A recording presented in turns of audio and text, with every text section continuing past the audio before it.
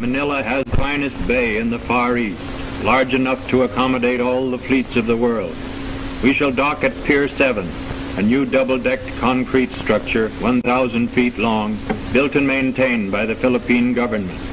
Awaiting us is the famous 80-piece Philippine Constabulary Band, winner of the grand prize at the St. Louis Exposition and still one of the world's best. Philippine Constitution.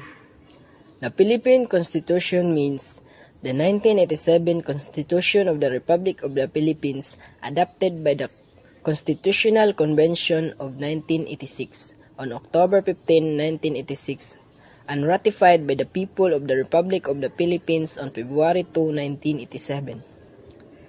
Philippine Constitution means the 1987 Constitution of the Philippines. The Philippines Constitution 1899, the President is Emilio Aguinaldo. The Philippines has a total of 6 constitutions since the proclamation of independence on June 12, 1898 to 1899.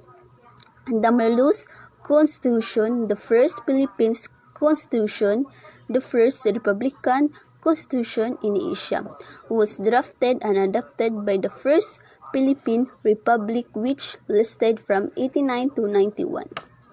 During the American occupation, the Philippines was covered by the laws of the United States of America. Organic acts were passed by the United States Congress from the administration of the government of the Philippines Island. The first was the Philippines Organic Act of 92, which provided for the Philippines Assembly composed of Filipino citizens. We have 2 examples of Article. Article 2, the Philippines Republic and free and independent. Article 5, the state recognized the freedom and equality of the beliefs as well as the separation of church and state. The Philippine Constitution in 1953. Executive Order Number 1, signed on December 30, 1953.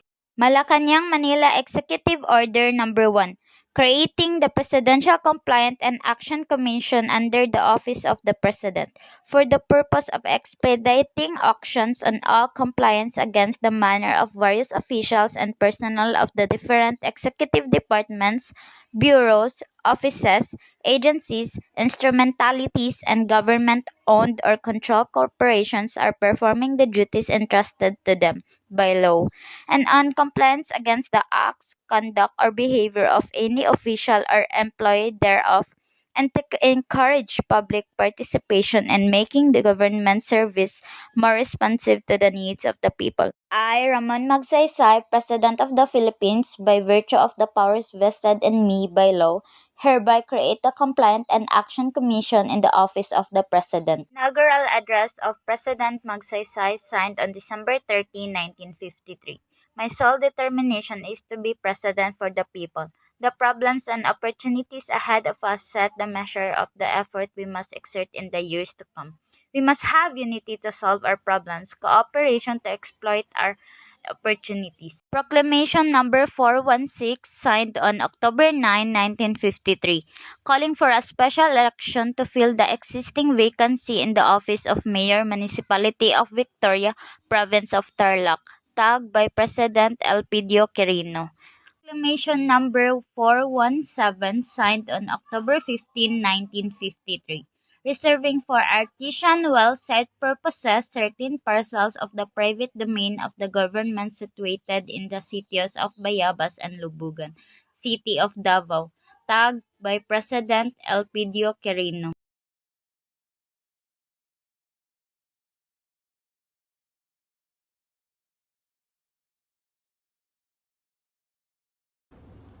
Constitution of the Philippines 1973.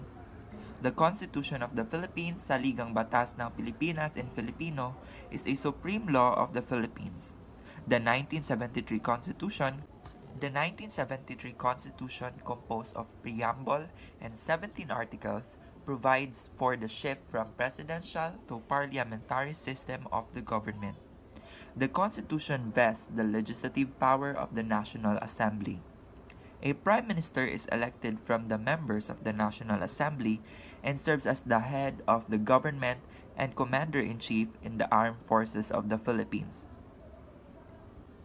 A President is elected from among the members of the National Assembly and serves as the symbolic head of the state with a 6-year term. The judicial power is vested in a Supreme Court composed of a Chief Justice and 14 justices. The National Assembly exercises the power to define, prescribe, and apportion of the jurisdiction of the lower courts. All justices of the Supreme Court and the lower justices of the lower courts are appointed by the Prime Minister. This Constitution retains the independence of the Commission on Elections and establishes 2 independent constitutional bodies, Civil Service Commission and the Commission on Audit, as well as the National Economic Development Authority or NEDA. On the 24th August 1970, Congress enacted RA number 6132, otherwise known as the Constitutional Convention Act. For the purpose of convening a Constitutional Convention, the 320 delegates met from June 1971 until the 30th November of 1972 when they approved the draft of the new chapter. While in the process of drafting a new constitution, President Ferdinand Marcos declared a martial law on the 21st September 1972. The draft constitution were submitted to the Citizens' Assembly on January 1973. The draft constitution was submitted to the Citizens' Assemblies from January 10 to 17 on 1973 for ratification. On the 70th January 1973, President Marcos issued Proclamation number 1102, announcing the ratification of the Constitution of the Republic of the Philippines. Above, the Constitution was amended in 1976, 1980, and in 1981. There were minor amendments done in 1984. Duties and obligations of citizens. Section 1. It shall be the duty of the citizen to be loyal to the Republic and to honor the Philippine flag, to defend the state and contributed to its development and welfare, to uphold the Constitution and obey the laws, and to cooperate with the duly constituted authorities in the attainment and preservation of a just and orderly society. Section 2. The rights of the individual impose upon him the correlative duty to exercise them responsibly and with due regard for the rights of others. Section 3. It shall be the duty of every citizen to engage in gainful work to assure himself and his family a life worthy of human dignity. And lastly, Section 4. It shall be an obligation of every citizen qualified to vote to register and cast his vote. Preamble. We, the sovereign Filipino people, imploring the aid of divine providence in order to establish a government that shall embody our ideals, promote the general welfare, conserve and develop the patrimony of our nation, and secure to ourselves and our posterity the blessings of democracy under the regime of justice, peace, liberty, and equality, do ordain and promulgate this Constitution.